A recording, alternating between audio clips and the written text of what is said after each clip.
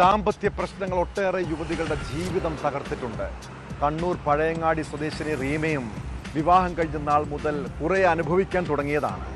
ഭർത്താവിൻ്റെയും ഭർത്തൃമാതാവിൻ്റെയും ഉപദ്രവം സഹിച്ചു മടുത്ത് അവൾ 1.5 വയസ്സുള്ള മകനെയും കൂട്ടി സ്വന്തം വീട്ടിലേക്ക് പോന്നു.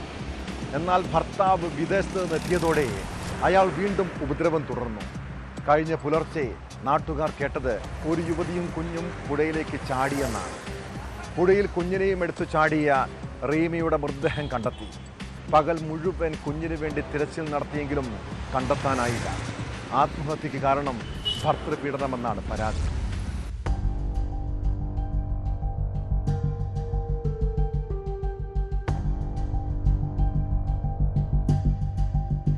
പുലർച്ചെ 1:30 മകൻ അമൽരാജിനെയും എടുത്ത് റീമ പുഴയിലേക്ക് ചാടുകയായിരുന്നു.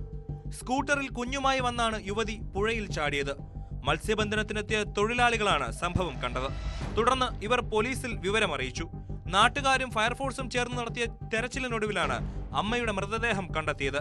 കുഞ്ഞിനായി തെരച്ചിൽ തുടരുകയാണ്.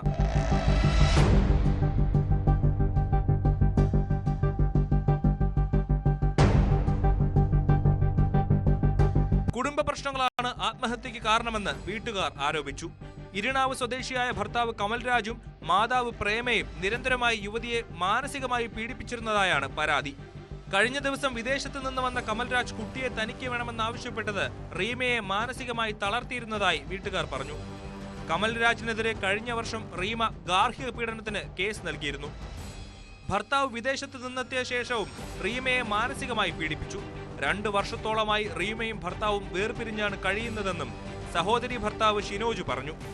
കുഞ്ഞിനെ വേണമെന്ന് ഭർത്താവ് വാശി പിടിച്ചതാവാം ആത്മഹത്യക്ക് കാരണമെന്നും ഇവർ പറയുന്നു. സംഭവത്തിൽ അന്വേഷണം തുടങ്ങിയതായി പോലീസ് അറിയിച്ചു.